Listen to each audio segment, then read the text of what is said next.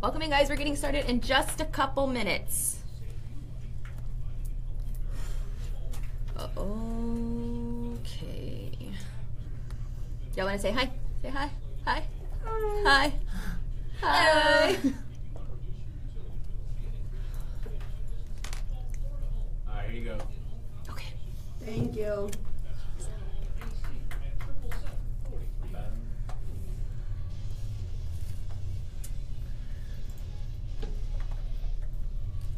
Here from Jaguars quarterback Blake Bortles and the Jumbo Shrimp are back at home tonight. I'm Lauren Brooks with your Attention XL Southeast Orthopedic Specialist local sports update brought to you by Jacksonville Chrysler Jeep Dodge Bay Meadows. The Jaguars practiced against the Patriots today, and here's quarterback Blake Bortles on bouncing back from the 5-interception practice he had last week. Anytime you throw an interception, I think you learn from it. And it's practice, and not downplaying practice or trying to justify that that's okay to throw 5 interceptions. It's not. But if there's time to do it, that's then, and you learn from it then, and hopefully move on and grow from it and don't do it again. That was courtesy of Jaguars.com. Tonight's the final game of the series between the Jumbo Shrimp and the Birmingham Barons, with first pitch at 7:05 at the baseball grounds of Jacksonville. The Jumbo Shrimp begin a 5-game homestand against the Mississippi Braves Thursday night with first pitch at 7:05. Stay tuned for Helmets and Heels, built by Dream Funders Homes, next.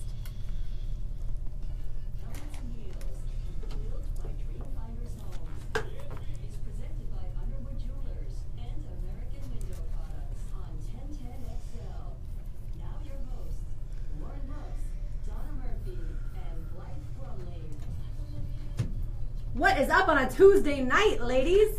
Just a couple stories, that's all. How are you? A few news stories. I'm fantastic, thanks. We got a little Rays v. Red Sox baseball tonight. We do. So it's that side of the table versus this side of the table. Yes. I'm looking forward to a Rays victory and giving y'all both crap tomorrow. That's what I'm looking forward to. I'm still getting used to this, you being a Rays fan thing. I know, it does take quite an adjustment, but in about 5 years, I'll stop hearing crap from Frank about it, and he'll realize that I really am a Rays fan. I kind of think that it's a good thing to support your significant other's teams. So I kind of commend you on this. Well, thanks. And really, it all came about because I could no longer really follow the Pirates all that easily. They're not on TV. Right. Mm-hmm. Brian's a Braves fan. Well, my dad's best friend growing up was a Braves fan, and so I was raised to hate the Braves, hate Florida State, hate the Braves. So we had a conversation. I said, I can't become a Braves fan. I'm certainly not going to ask you to become a Pirates fan. What team should we pick? And he said, how about the Rays? We can go to their games, which we haven't been to yet, but at some point we will. I know. It'll be fantastic. This is what's going to happen. I foresee the future. All right. And Clairvoyant Donna. you two will go down to the Trop, and you will come back and say, we need a new team, because that is horrible. Well, now I have been prepared that I'm going to hate the stadium. Absolutely Yes. hate it. The worst in pro sports, I think. Yes. But I will say, and I did see today, by the way, also, the Rays Stadium, Tropicana Field, has like the least safe food of any of the ballparks. I don't know how that's possible. I don't know. Makes sense. But I will make sure that I tailgate, drink heavily before a game, so the stadium's fine, and I don't need to eat anything. Bring your snacks inside. Yeah, exactly. But yeah, so it'll be fun to watch the hardball tonight. But when it comes to football, certainly last night the news broke that Brandon Albert wants to unretire. There's not a whole lot left in this story, it seems. You'd think that, yeah, he wants to unretire, but the Jaguars aren't going to let him. But is there a way that somehow, some shape, some form, he kind of pushes the issue and decides that he really does want to play for this football team, and then the Jaguars have to decide what to do with him? I think that's where they're backed into a corner right now, because from what I understand, that he can report to the Jaguars facility if he unretires, and then it sort of forces the Jaguars' hand. Are they going to cut him, or are they going to try to trade him? What are the Jaguars' next steps? And I know that this organization, especially under Tom Coughlin, is going to be very mum on a lot of this. So it's really a question to me is, why the hell did Brandon Albert not play, just go through the motions of preseason, collect the check, and then force the Jaguars' hand? I decided that he listened to our show last Tuesday night, and he heard Blythe say this might be the dumbest decision ever, and he decided, you know what, she's right, I'm going to unretire. That's what I think, and try and collect some money, right? You know, it's not uncommon to see veterans retire and then be like, man, I'm just not done. You know, I really like it. Or they have a struggle trying to decide whether or not. And looking as an outsider, I want to say he probably looks at the team in practice and goes, I don't want to be a part of that offensive line. You know?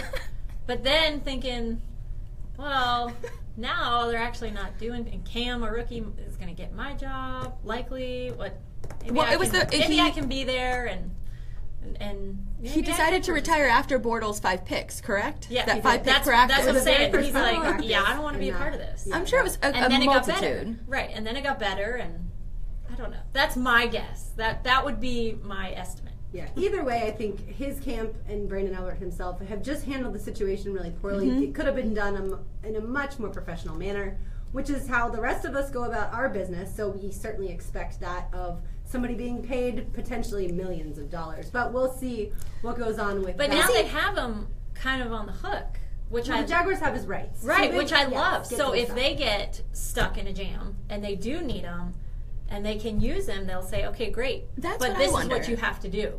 You got to earn your place now. Yes. Which he had to earn it anyways. Yeah. But now he really has to, and he has to earn the trust back. I don't think that it's possible for him to earn the trust, and I don't think he's in good enough shape to really be able to compete. So I think that's why I think he originally decided, all right, I need to hang up my cleats. And then when he realized that the Jaguars could potentially come after him for $3.4 million, he said, well, wait a minute, I'll unretire. Even though the Jaguars reportedly haven't asked for that money, it was still a possibility. So he decided, I'll unretire, and maybe I can actually get some money. But in the end, I think if he does the rest of it the right way, then we don't hear anything else. He just retires and rides off. What if he doesn't retire? What if he forces the Jaguars' hand? I think he can show up into the locker room, into Everbank Field. He can still be around, and that's more. I would argue that's more of a distraction on the team, and it would cause more of a disservice to the overall hopeful success of the franchise. So I think you got to try to salvage it. I think you got to swallow your pride a little bit as an organization, make him work, do what I read Hayes Carline's post about how make him work with the scrubs, make him earn his way back onto the team. And I think that in a league where offensive line play is so crucial, it's so valuable, when you have a big body on that's been to a couple Pro Bowls, that was talented, he might be on the last leg of his career. Just give him a backup spot. I mean, he was supposed to be competing for the starting gig. Make him compete for the third string. It's possible. I just don't see that it's likely. To me, if he wanted to play and if they wanted him on the team, then when they had the conversations about him retiring, those would have gone differently. And they would have said, no, we really want you to be a part of this team, and all you have to do is make it to the first game and be on the 53-man roster, and you make almost $9 million. So he didn't think about that. But I think those conversations have been had, so I don't think he wants to be a part of the team, but certainly we will see. When this news came out last night, I saw all on social media how certain media people were tweeting out about it and were kind of snarky about it because, yes, this is a situation where a player is doing some things and walking away for millions of dollars, doing things that a lot of us, frankly, would never do. We would go sweat and work and get our bodies beat up in 900 degrees if it meant we were going to make millions of dollars. So Jaguars media is a little snarky. And overall, I think I've seen far more people on Twitter comment about how negative Jaguars media can be, which really surprises me because last year everyone was so upset because the media talked the team up, and then obviously the team fell very short of expectations, winning only 3 games. Yet recently I had an encounter at Donna, one of our favorite places, Fresh Prince, and Carson got to stay there over the weekend. I know Olive was there as well, and so they got to hang out and talk some Jaguars football. And the owner said to me, I really appreciate how honest you are, and I love listening to Helmets and Heels because you guys are actually really honest about not just the Jaguars, but also quarterback Blake Bortles. So let's put our fans hat on for a minute and wonder, do we want the media to be negative, harsh, critical, or do we want the optimistic side? And not just for the Jaguars, but for any team that we follow. I think it depends on the day. For me personally, when I was more on the fan side before I really started working for 1010 or in the media world, it was sort of us against the world as far as Jaguars fandom was concerned. So if anybody, any outsider, it didn't matter if they knew what they were talking about or they had zero clue, Jaguars Twitter would get unleashed on them if they were to talk about the team moving or they should sign Tim Tebow or all of these other storylines that the fans closely followed here locally. And it was almost like a brother, like a mother situation. Like, I can talk about my mama, but you can't talk about my mama. And so it's almost like the fans bonded and banded together against any outsiders. But I think a lot of fans now are starting to realize that it's not the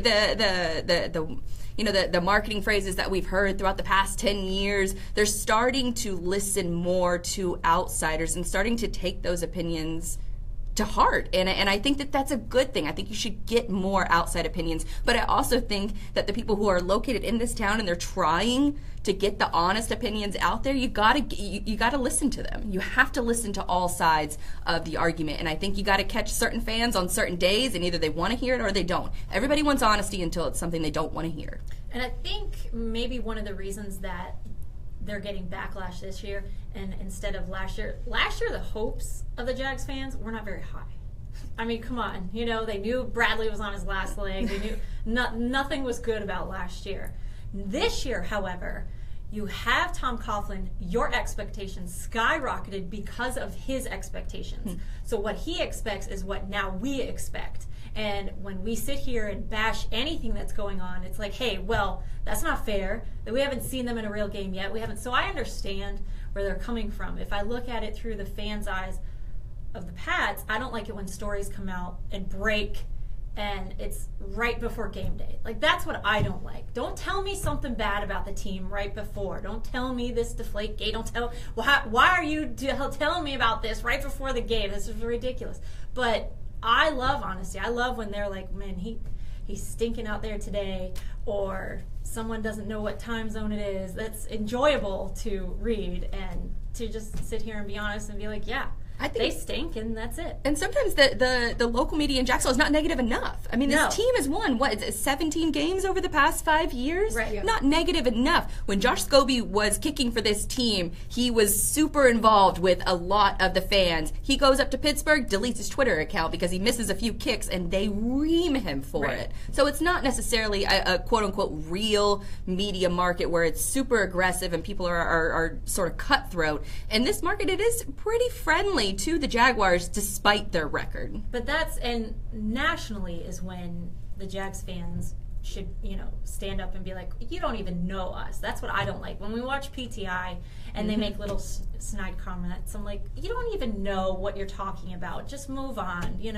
Like when they were bashing Doug Marrone, I think last week or 2 weeks ago about, well, how dare he leave Buffalo? Do you see what a mess Buffalo is in? Wasn't he the smart one for leaving? We can't really how talk, could you make a comment like that? We can't really talk over these past few days. No, Buffalo's a mess. Yeah, and Doug Marrone opted out of that contract. Yeah. I think a lot of people don't understand. He opted out of that contract after an ownership change, which he had every right to do so. Right, yeah. So what kind of coverage are you guys looking for when you're reading about your team, as far as if a quarterback, for instance, Blake Bortles, the night that he threw the 5 interceptions, should that be the headline of the news, or at least of the sports part of the broadcast or the radio show? Or should it be, okay, a lot of really good stuff happened, and yes, Blake threw 5 picks? Well, that's the nature of media. If it bleeds, it leads. And so you're going to go with the negative. For all accounts, Blake Bortles has had, besides today's practice and the 5 interception practice, he's had a fairly good training camp. But you're not going to hear that. You're going to remember the 5 picks, and you're going to remember the events from today.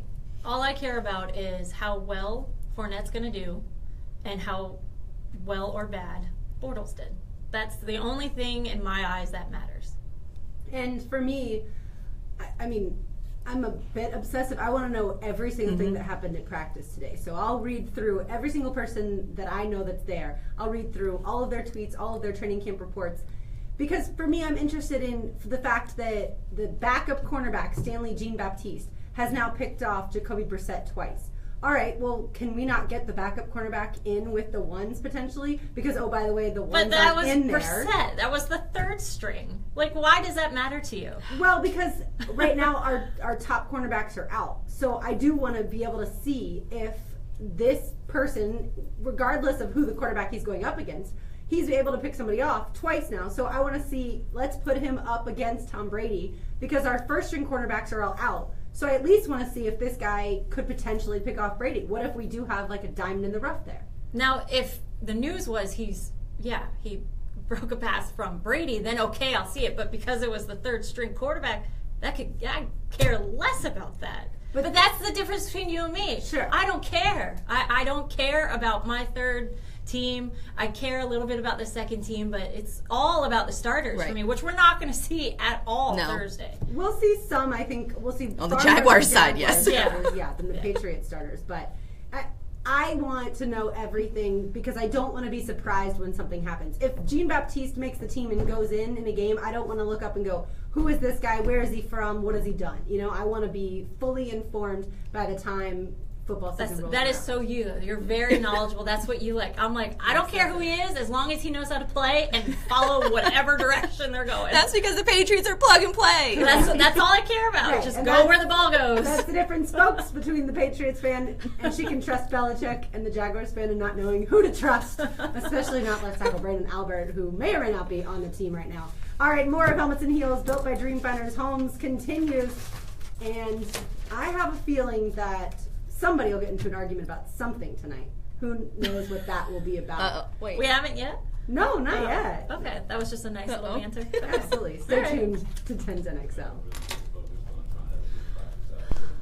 Hey guys, welcome into Helmets and Heels. We'll be live with you until 9 Well p.m. done. Improve against Jacksonville. I couldn't see what we had coming up next, so that's why I just But figured it seriously, out. hearing him, I know, and I love his press conferences because he gives you nothing. But then reading Tom Coughlin's, they mirror each other. I'm like, yes, this is what I love. I just worry that it's Tom Coughlin, but the rest of the organization is largely the same. I really feel like they should have fired Dave Caldwell at the end of last season. Yeah, I've heard that Coughlin likes Caldwell. Great. which is Awesome. interesting. My favorite cut was the Coughlin one on Dante Fowler. Yeah. He paused for like 10 seconds, like 5 seconds. But did you watch that live or It's- even recorded? What? Coughlin was at the podium, right? Yeah. And he had already started to walk away while answering his final question. He was already like doing this away from the microphones. And then nobody said last question or anything like that. He was just dictating how short his presser was going to go. So then Rhino, even though Tom is like walking away from the microphones, Rhino goes, "What do you think about Dante Fowler Jr.?"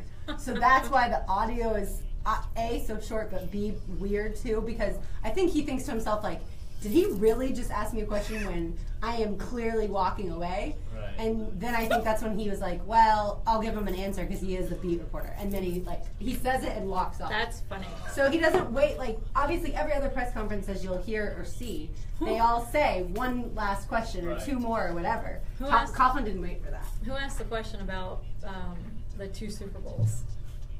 Who asked that one? It sounded like a New England Yeah. person I didn't recognize. They asked their voice. Coughlin on if they talked about, with Bob Kraft, if he talked about the 2 Super Bowls against each other. Yeah, That was a Boston person. He said, yeah, that probably wasn't brought up. Boston people ask the dumbest questions. Because I know Belichick's not going to give you anything, and they So, sit there yeah. and still ask questions. I'm like, why are you asking questions?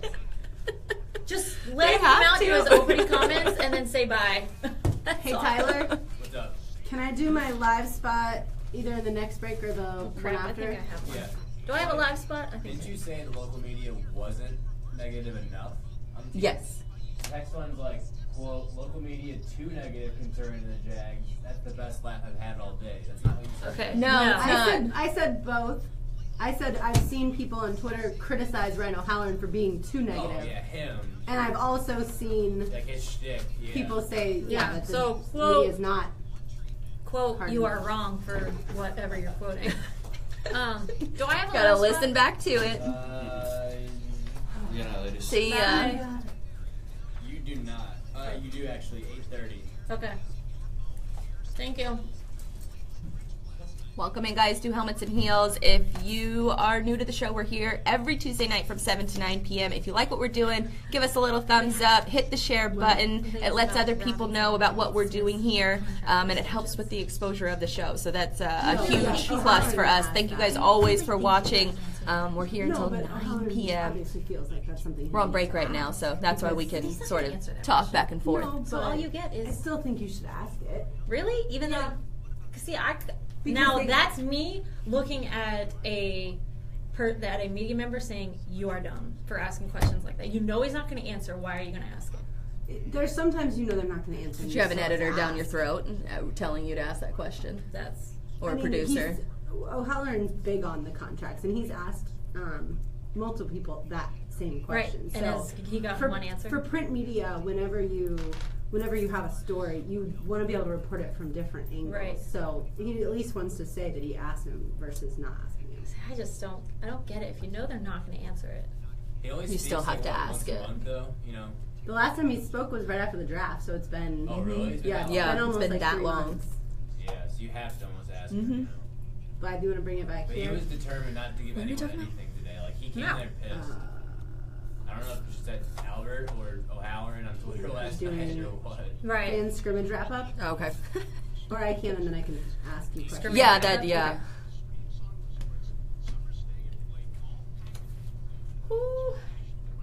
By the way, the guy that's sales facing right now, his last name is pronounced Borges.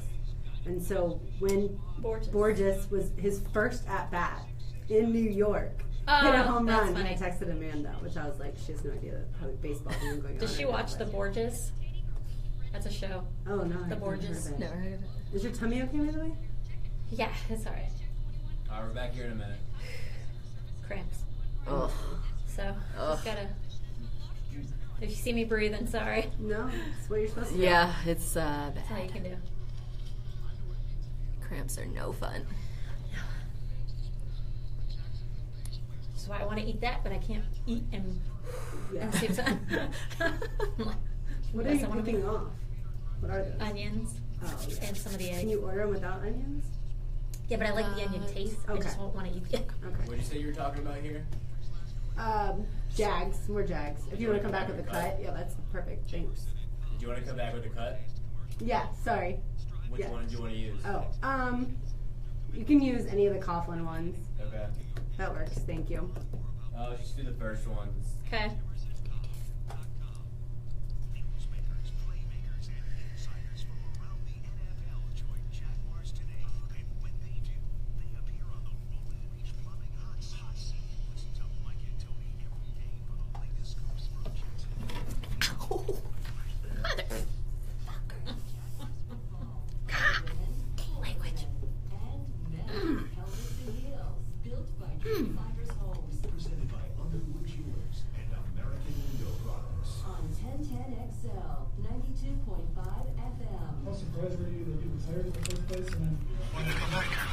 Reserve retired.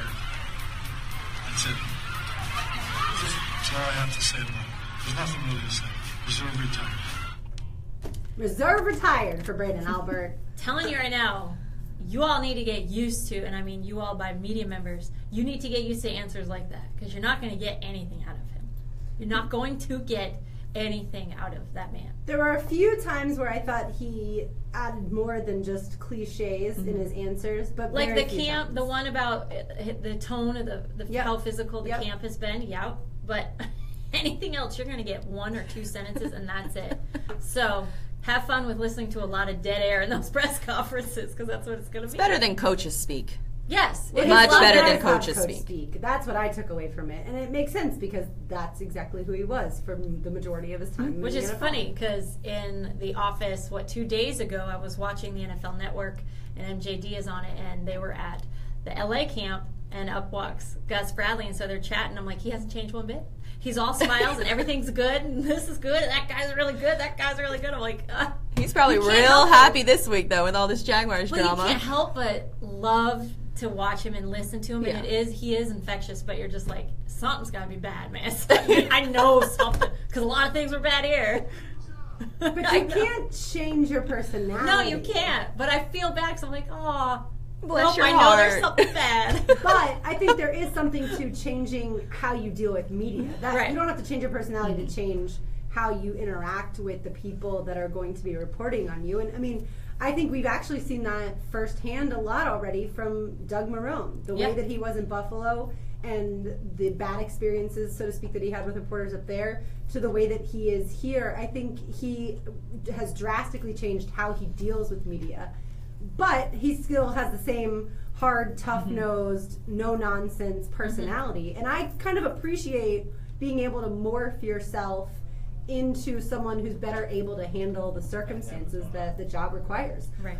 All right, when I predicted we would get in an argument, it's really only because I just wanted to tell Blythe that I think she's incredibly lame Because she didn't go to the Jaguars practice right now. I tried. I asked 3 different groups of friends leading up into the week. And one group of friends, I thought for sure they're going to go. We go every single year. Nah, they didn't want to go. Then I asked the backup groups of friends. I'm sorry if you're hearing this. Backup friends. Well, they don't know who they are. But probably not, no. But I asked the backup groups of friends, are you guys going to the scrimmage? Are you guys going to hang out? Because I didn't want to go by myself. I didn't, I want to go with the group. I want to get my tailgating feet wet. And no, everybody had something else to do, or they wanted to do nothing. They did not want to go down and check out the Jaguars scrimmage. What about your dad and your brother? No, didn't want to go. Now, does it change because it turns out it really wasn't a scrimmage? No. They knew that going in. Yeah, we usually go to it. My dad doesn't go, but our good core group of tailgating people did not want to go. They wanted to do other things because I think we've sort of reached the point as far as our fanhood is concerned that we are spending our time on things that are enjoyable. And I think that the excitement hasn't come yet for everybody.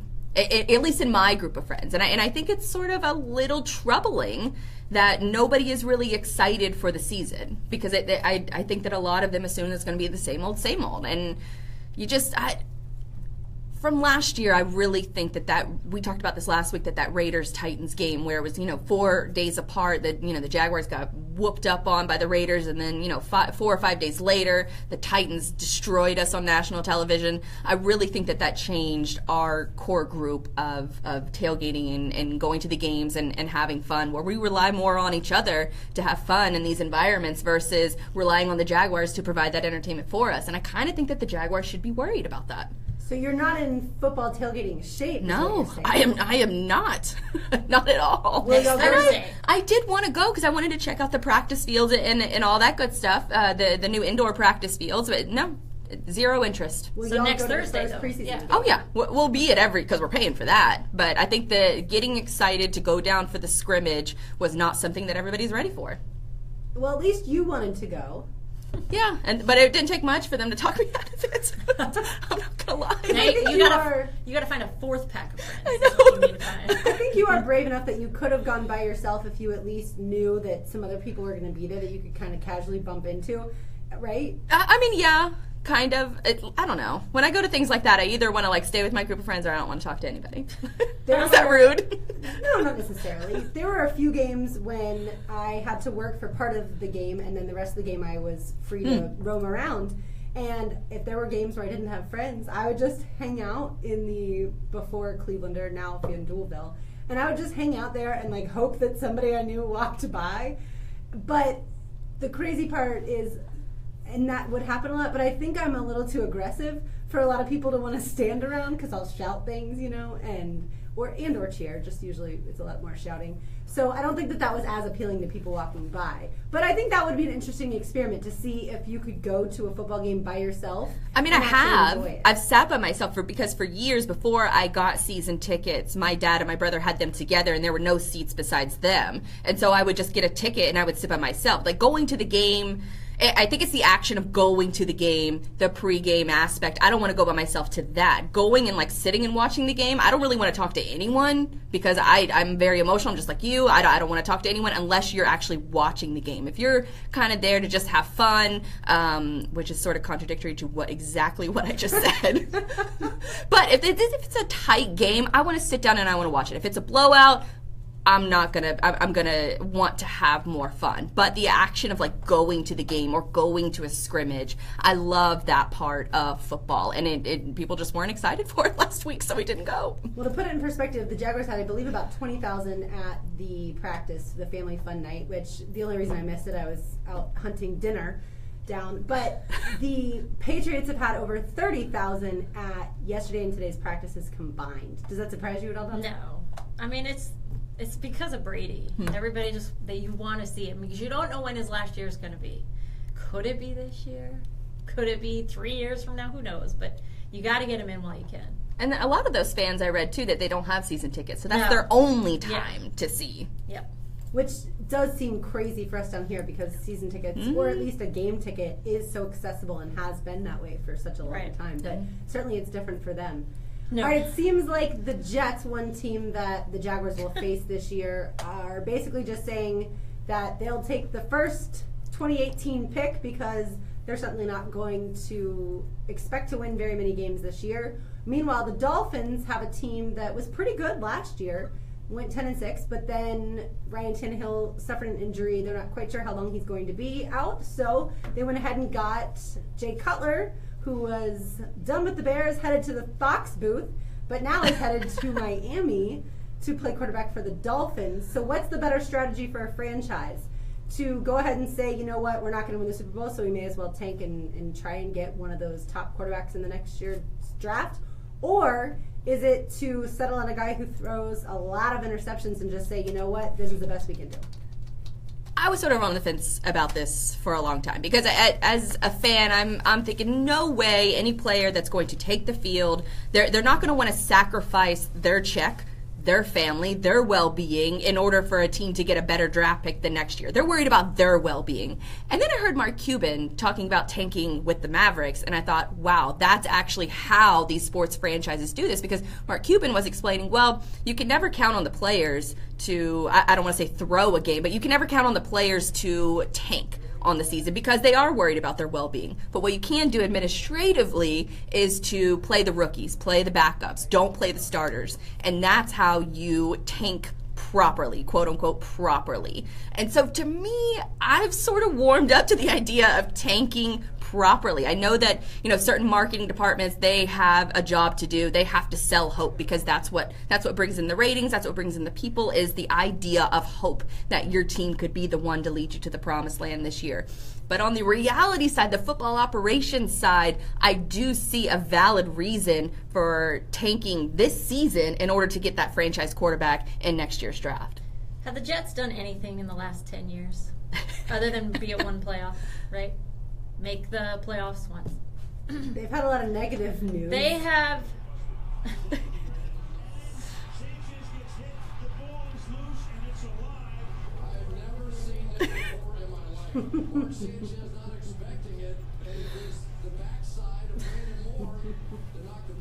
They did make history with the butt fumble. Yes, that was the number one on ESPN and for a whole year. Does such a great job of backside. Yeah, the backside. But they have had a first-round draft pick every year since 2006. 2005 was the first year, dating back, that they didn't have a first-round draft pick. So high first round, I would assume. Well, at least a pick in the first round. They've had many of. So they've been trading them away. Multiples.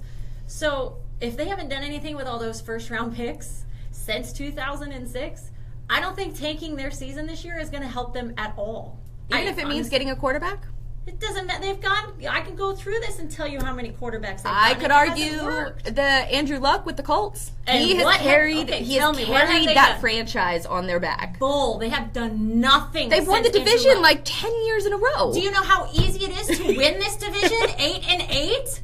Please. They have done but nothing. But over 10 years they have. No. Andrew Luck single-handedly has won them the division. No. Just Andrew Luck. If they have won a Super Bowl with him, then I would completely. No, they're not going to. They're not going to win a Super Bowl with him. But they got they got the most important position on the field, and it sort of proves that the quarterback is the most important position. So why not tank in order to get that important position on your team? No, because I don't agree with it at all. I don't agree with tanking. Then why even go watch them this year? Why? Yeah. I mean, the marketing department still has to sell it. You have to sort of justify it to your fans. It's ridiculous. It's absolutely ridiculous. Then you're putting all your hopes in this one quarterback for next year. What happens if he gets hurt? What happens if he sucks? Then you're screwed. Then you look like morons the year before. I think tanking in the NBA is a lot easier because one player in the NBA really can change your franchise.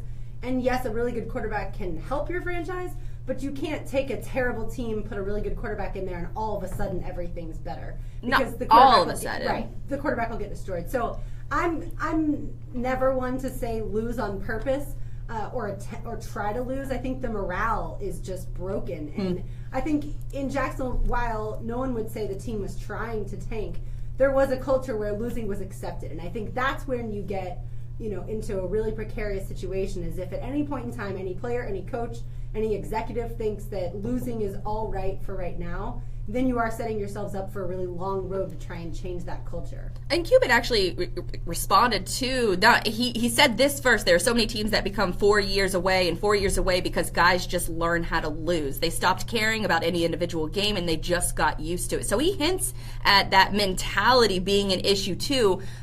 But if losing, the last 4 or 5 games can get me a franchise quarterback by playing backups, I'm all for it. Because I know that the following year, at least we have the most important position in all of sports shored up, and then we can worry about filling in the gaps everywhere else. Because with the losing team, you have gaps everywhere, but at least you know that most important position is fulfilled. But tanking an entire season to me is very different, sorry Donna, than tanking at one point during a season when you know all hope is lost. Yeah, the Jets' strategy of doing it all this year, and a couple players have said, we talked about this last week, that they said that they would die out there on the field, but that's where Mark Cuban comes in administratively and says, well, I'm just going to put I'm going to put influence. Well, he admitted to tanking. He's been the first executive in all of sports, I believe, to admit to tanking. Well, the Jets are a mess, just like the Bills are a mess. But they've drafted 8 quarterbacks since 2006.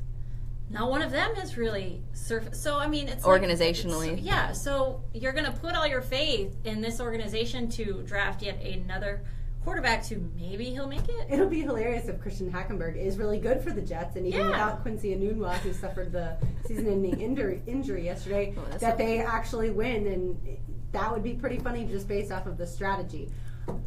Should a girl play tackle football? We'll address that and a whole lot more. You're listening to Helmets and Heels, built by Dream Finders Homes on 1010XL.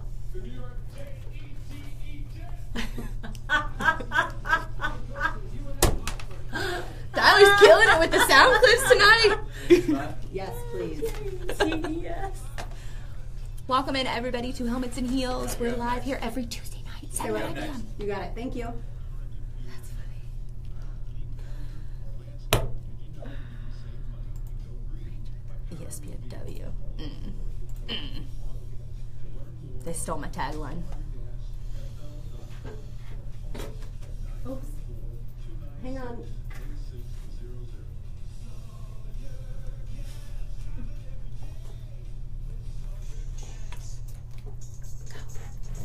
Lauren Brooks here from Helmets and Heels, built by Dream Finders Homes. It's that time of year, football season. And again, this season, Dream Finders Homes is giving you a shot to win your dream home. That's right, if the Jaguars return a punt for a touchdown on Everbank Field, one lucky family will have a chance to win $100,000 towards a Dream Finders home. Visit a Dream Finders Homes model home today to register for the Take It to the House promotion. Dream Finders Homes, the official home builder of the Jacksonville Jaguars. Thank you guys for tuning in. Like I said, every Tuesday we're here live, 7 to 9 p.m. Live stream the show here. If you want to listen to it on the radio, 1010XL.com if you're here locally, or if you're listening all across the U.S. What do we got coming up next? Snapchat. We got a chick who sent a Snapchat and their team got disqualified. Yeah, and the girl who played tackle football. Oh, and a little girl who helped her friend play tackle football. Good story. It made me cry. It made me cry too. I loved it. But I didn't read the whole. It was from Tom Rinaldi. Yeah. Anything by Tom Rinaldi makes me cry. Asshole. Without fail. I don't know if you're that talented. Is that thunder? Yeah, it was looking bad on the way here. Okay, I don't need this. Goodness. Because I keep trying to forget my charger in here every day. Oh, this hair is crazy. I gotta actually wash it, I think. And I gotta do my nails. I gotta have a beauty day. I got spray all in my hair to make it look normal. I gotta get my roots done too. I'm falling apart. I gotta get mine done too. It's training camp for all of us. Maybe next Tuesday.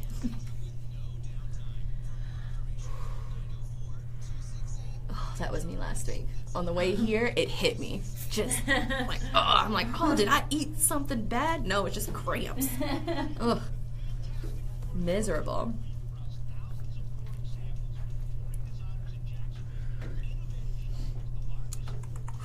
Oh. What's this movie, Death Wish? The official trailer came out. I don't know. Looks like Bruce Willis. You don't watch Game of Thrones, do you? No, I do not. But I do not have HBO either. I don't either. I just use my dad's login. Oh, got it. Can't stop thinking about Game of Thrones. What are you laughing about? Briscoe quote tweeted Chad Dickman talking about the flag football game. And this random person replied to Pete and was like, "Is his name really Chad Dickman?" It's actually Thomas Dickman, but he goes by Tad.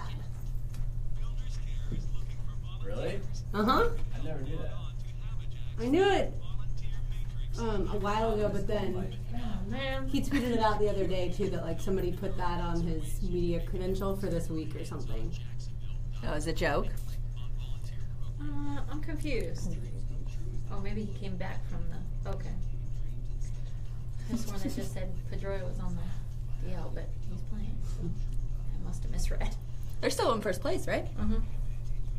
I got those time hop notifications, and it said Jaguars' first preseason game is this Thursday, and the Red Sox are in first place. What a great way to start the week! That's awesome. It's like 2009. I'm like, oh, look at that. Dang it, I was talking trash about a minute not knowing baseball would have been going on, and she's actually at a baseball game. That's funny. But not in New York. Murphy's Law. I think she's at a Twins game. I think it must be a work thing that she's Is she doing baseball? No, but I think they're there for hockey, and so they probably, for work, we're just going to the baseball. Oh, maybe that's where there's game. is there summer league over there or something? Hockey season's coming up I soon. don't know why she's there.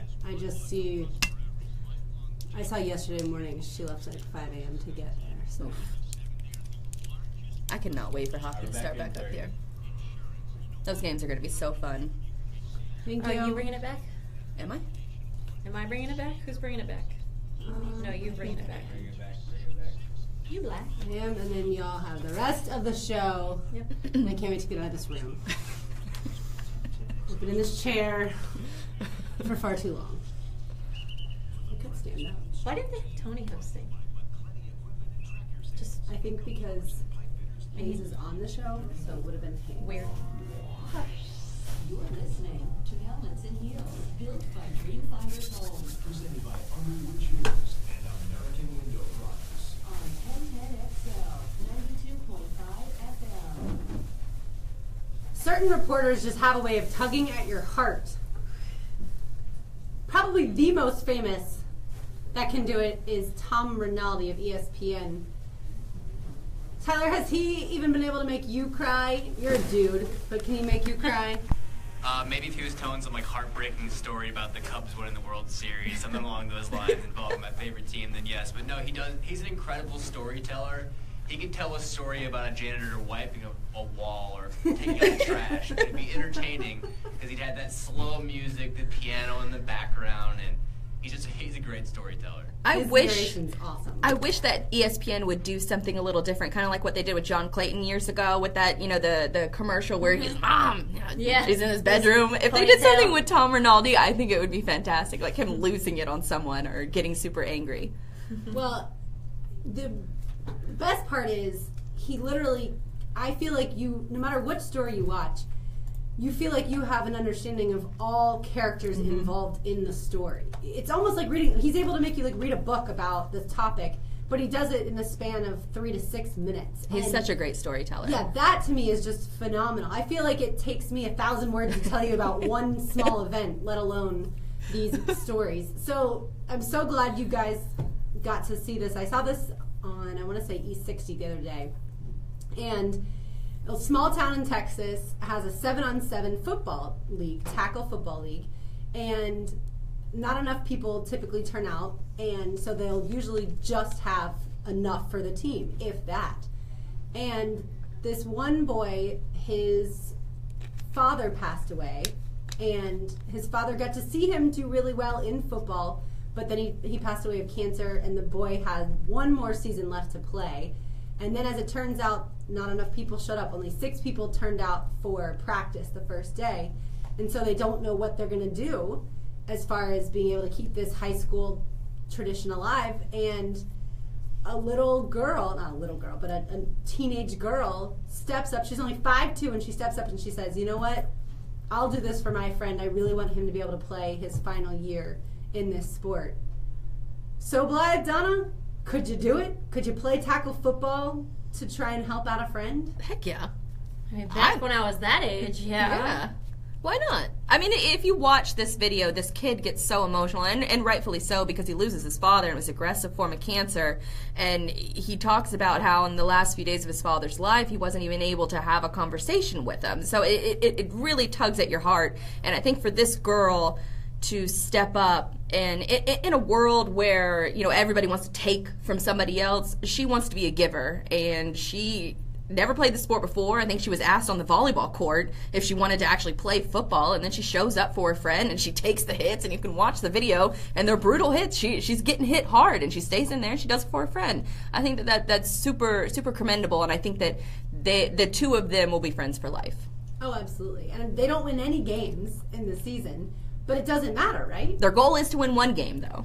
Yes, but I think it said like they tried really hard, but they ended up getting outscored that season, like 350 to like 57 or something. But Donna, you would do it? Yeah. I mean, what's interesting though about this isn't like your normal schools around here, where there's hundreds and hundreds in your class. There's only 175 people in this town. Something like 30 kids are in the senior high school. Yeah, it's absurd with how small this is. This would be something equivalent to like the first schoolhouse in St. Augustine. You're walking into a tiny little room, and that's your whole class. But I think what she did was remarkable, and for the fact that they allowed her also to look at it that way as well. I mean, it's only 6-man football. It's called 6-man. It's, you know. Oh yeah, I say 7. So, that's right. It is. Yeah. 6. So it's pretty remarkable that they let her do it, and then that she did it. So on both sides, I think it was pretty great. I think I would have wanted to do it, but I think at some point someone would have been able to talk me out of it. That I would have gotten injured, and I would have ruined playing the other sports that I played in high school, or I wouldn't be able to really survive, you know, mentally the toughness that would be needed. I would get hit one time, and I would just be in so much pain that I would then be like, I can't do this. And so that's the part, I mean, you see her get hit over and over again, and every single time she gets up, and I just love the idea that someone can go outside of their comfort zone to make somebody else happy. You can take that outside of the sports aspect of it and apply it to everyday life, and you go, wow, that really is awesome. And I think, too, that when you play, especially as a younger kid, when you play on a perennial losing team, you build so many... I mean, I can't speak to experience because every softball team that I ever played on, we were the local neighborhood team playing in a league of traveling teams. So all of these teams were extremely skilled. We lost every single game. But the friendships that I made playing on that softball team are still friendships that I keep to this day. And that's the best part about sports in general is, forming those bonds and also learning to be tough, both mentally and physically. But I mean, I think it's easy. I can't say it's easy, but like you mentioned, you look at her and she keeps getting hit and tackled, but she keeps getting up.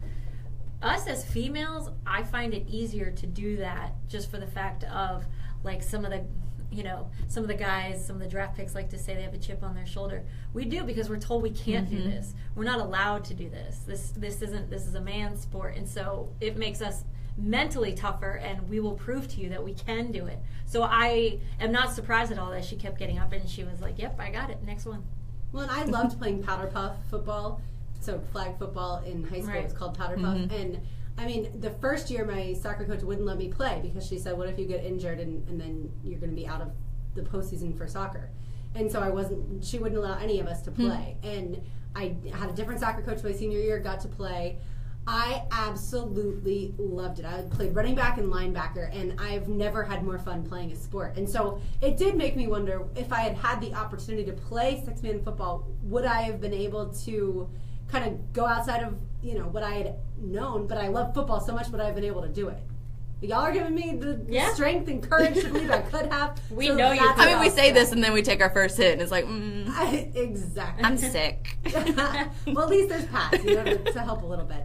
A Little League junior softball team was disqualified from its World Series championship matchup because they posted a Snapchat with 6 of the players flicking off the camera, and they were doing that against the host team. It's hard to even believe that disqualification would arise from that. Why? You think that they would just be slapped on the wrist? Why? Because they weren't yes, I guess it's a vulgar thing, but in today's day and age, so many things that used to be considered vulgar are now basically accepted. So it just seems to me like it should have been where maybe those 6 were suspended, although I guess on a junior... The whole You're team done. is going to go. Yeah. But they might have gotten talked to, written up, what have you. Yeah. But I don't think disqualifying them was worth it. Oh, I I'm guess all you for do. it. If you are stupid, you get bumped. You're But they're gone. teenagers. They're not stupid. Exactly. They're 12 to teenagers. 14. They're These, immature. Well, you little tweeny boppers need to get off that damn social media. Can you wait to celebrate after the whole championship has run? I mean, what is the point of this? What was your point they to document everything on social media. make? It is ridiculous. It is absolutely. I'm fine with them. I Disqualified. would have liked for that. To me, I have a few questions. Was it sent to their story? Was it made public? Who snitched on them? It was That was probably the the right losing team, like a mom of a losing team that reported them. And was this actually in the rules or in the bylaws of the tournament? Give them a warning. Don't disqualify them. And make it a learning lesson, but don't take away everything because of a lapse in judgment. They're 12 to 14 years old. Their brains aren't even fully developed yet. Well, it is a learning lesson now. And it is, although as a parent of one of them, obviously I would have chastised my daughter, and they have to understand that that is inappropriate, regardless of whether you're a teenager or you're in your 50s. When you're talking about being professional or being appropriate, you don't flick people off. I do all the time. But you don't post yourself flicking people off. I have before. Well, then you Marcel are has disqualified. Marcel has at least a dozen pictures of me flipping And him your off. brain is more functioning than a 12-year-old, so shame on you. No, I'll do it all Yes! the time. I listen, I am a terrible loser and I'm even a worse winner. Ugh. I will gloat and I'd probably be right next to them. I'd probably be the one posting that picture if I'm them. Then I'm all for what they did. And this also teaches the girls that weren't even involved. Look, one bad seed can ruin it all. But they for you. could have So given them a watch heads who you up. hang out with. No, so watch who you hang out with. Your friend that gets in trouble, if you're around that circle, you will be in trouble. That's a whole life lesson right there for those girls. I agree, and I don't agree that they're doing that, especially at that age. I was raised where you absolutely don't cuss and you absolutely don't flick people off. And then obviously, as we get older, there's more leniency and stuff like that. I mean, especially going to private Catholic school. I mean, everything is not allowed, right? And luckily, this was long before social media, so it's not like I had to deal with all that either. But it seems like it was harmless enough that they could have been talked to. However, if it was my daughter, she would have gotten her butt chewed, because that's not how you present yourself. Right. I could see that, but it's still, they were probably just doing it in jest. They're doing it to have fun. They're excited they just won a game, and then now they're kicked out of it. I think it's extremely harsh. Make the rule. Tell them they can't do it again. If they do it again, then disqualify them. But then you got to look at it. Then they move ahead. Now this gets out and open. All they did was get a slap of the wrist. What happens to their opponents that they play? Those fans are going to berate that team. It could get ugly. We know how. There's chants from the bench the entire game making fun of people. Well, yeah, but they're not flicking each other off and laughing at each other. I think it's a little harmless. Nope, I'm all for it. Well, and I guess if you were in a picture flicking somebody off and either of your parents saw it, what would they say, Donna? Even at this age, in our 30s. If they could grab me, they probably would. Like, how dare you? My mom, she'll text me during the show right now when she's listening, and I'm surprised she hasn't told me to calm down yet. So she lets me know. I just got told the other day that I said damn too many times in my Disney video. And I'm like, Mom, stop. So, yeah. I mean, say what I want. That's just not, the one bad thing about me is when I drive, I get a little, but I'm not going to flick anybody off, because this day and age, someone will pull over road rage and shoot you. Well, so I know well not to do that now. I think the intention has to be behind it too, because when I flick people off, I'm doing it jokingly. I'm doing it in a fun, like we're You sitting. flicked me off, and I am not thinking you were joking. I was thinking the same thing. So You flick me off, and there's going to be conversations. we can have a conversation. But I guess in reality, what we're saying though, conversations are It's are context, better than, though. Conversations are better than that action, in my opinion. If I were to ever flick anybody off, which I've never flicked anyone off to this date, but if I ever were, it would not be in a joking fashion. It would be because I am so incensed and livid that I have no other recourse of action. If somebody is insanely mad at me or just mad at me and they flick me off, I'm laughing. I'm not going to get inside because what does it do? I mean, it doesn't do anything. I do it in a joking manner, and if somebody else were to do it to me and they were actually serious, like they were angry, in traffic or something, I would laugh about it. I mean, what is that going to do for me? It's not going to do anything. We know in order to make you mad, we would spit on you. That's Yes. Oh yeah, I would go to jail for assault. That's the one for you. Don, I don't know. What would be the one that would set you over the edge? I don't know. Maybe talk about my son. Yeah, That's Yeah. right. yeah, or family in general. Yeah. Yeah, You that's don't true. do that. I think if someone called me stupid, then I would become irate. Just go all Forrest Gump on him. Stupid is what stupid does. Yeah, stay in no He lane. would make me fight. Yeah, I would punch him in the face. I am. I'm a complete hater. All right, ladies, you're gonna take this journey home. Yes, you and go and you're enjoy gonna talk the rest a of the little bit night. about Colin Kaepernick's girlfriend. Is that correct? Apparently. I didn't know they were still together. I had to ask Blythe. I'm like, I thought they broke up. But nope, they're still together. They're still together. The AFC, the NFC, what we expect out of them, and I'm watching this video over and over again with the Baylor coach getting That destroyed by that he robot. won that race and then he Yeah. got embarrassed real quick. So that was really funny. It was funny. And you'll have a dose of Daly's Place and a Yep. Peter Brick chocolate Yep. peel to give away as well. So stay tuned to Helmets and Heels built by Dream Finders Homes on 1010XL. She's low, she loves sports, and she can kick your Hi, boys. Lauren Brooks. Maybe you should put some shorts on or something if you want to keep fighting evil. Jorts? Is that what they said? No.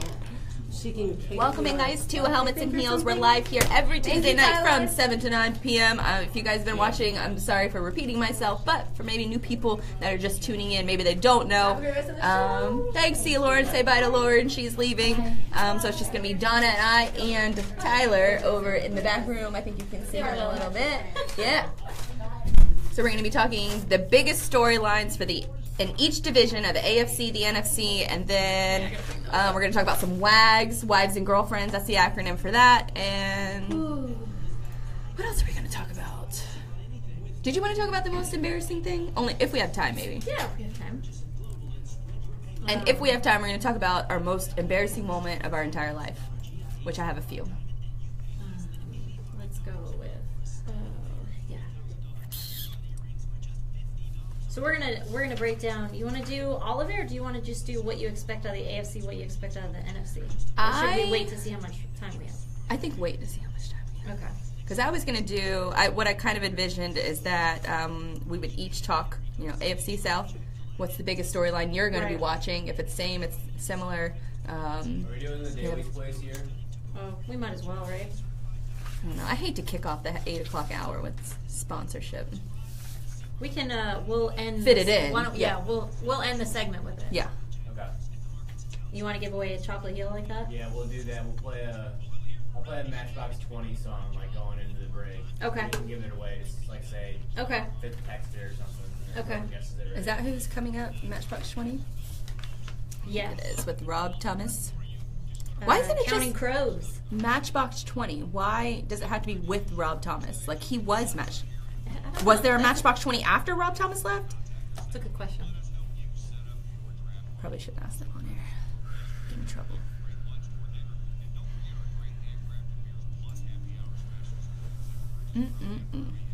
So we got Future with Post Malone coming up. I wonder how those ticket prices are looking. The flagship station of the Jaguars, WJXL AM Jacksonville Beach, WJXL FM Jacksonville Beach. Oh, wait, for this one, we're starting with Wives and Girlfriends, right? Yeah, WAGs and then Oh yeah. Daly's Yeah, Place. that's Thunder, right? Yeah. It looked. You know, I was bad. thinking about just parking underneath the overhang. I guess I should have. It's probably be gone by the time we're done. This Florida weather. Yeah. Is that tropical storm gonna head our way? I don't know yet.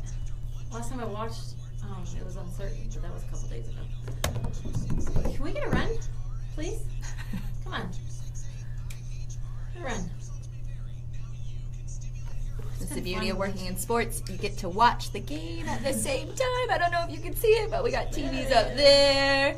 We got TVs over there. I love this place. And so get much paid more to than do our it. others, don't you?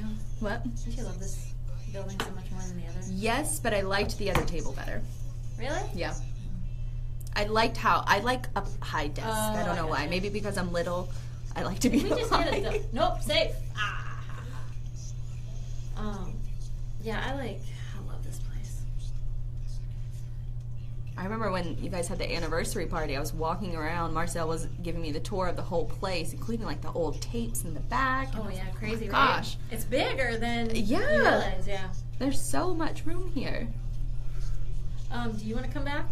Yeah. What do you want to come back with? Wives? Yeah. Okay. Let me bring up her little. Mhm. Goodness, what an idiot.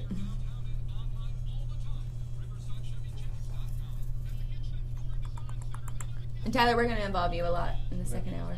That's cool. Do you have your AFC and NFC? Picks? No, not picks. Like your big storyline. Yeah, I guess you can just comment on ours. On what you think. Do that. Right back here at 30.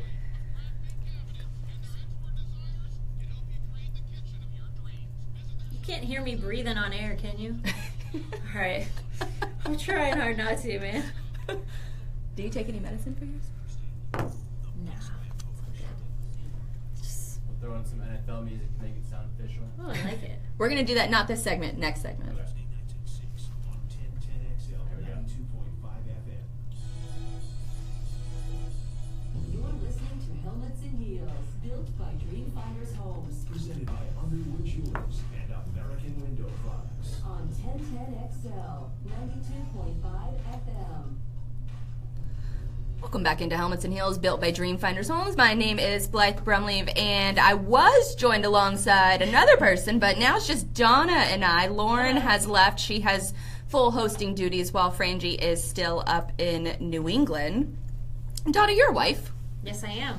How would you handle your would you ever comment on your significant other's job No. publicly? No. I did it once, and it wasn't a bad comment. I spoke about something I wasn't supposed to speak about.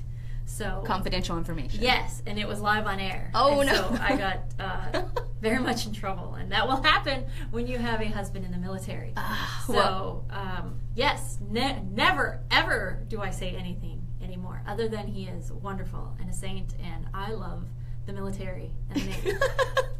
Well, I asked this question because Colin Kaepernick, he's dominated the airwaves for the majority of the offseason, and he's looking for a home. We think he's looking for a home as a quarterback in the NFL, and he was visiting with the Ravens last week, and it looked kind of good. It looked kind of well in his case that he would actually get signed by the Ravens because Flacco is down, their starting quarterback, with a back injury. So what does Colin Kaepernick's girlfriend do, who's also a radio host up in New York, I believe, or out in L.A.? She's one of the two, New York. Yep. So she, a couple days after Kaepernick meets with the Ravens, she tweets out a photo comparing Ray Lewis and Steve Biscotti, who is the owner of the Ravens, to the movie Django Unchained, depicting Ray Lewis as the slave who is holding his slave master. And basically lights the fire that everybody thought it would light, and I'm sure she thought it would light after she sent it out. And so it sort of begs the question, how much should a wife or girlfriend be involved with the contract and negotiations and playing time for an athlete in sports? Well, the more I feel the wife or girlfriend is involved, and the more nasty it is, like you take Miko Grimes, for instance. I have her on my list. Yep, I would never take him because you get her. I look at it as a baggage.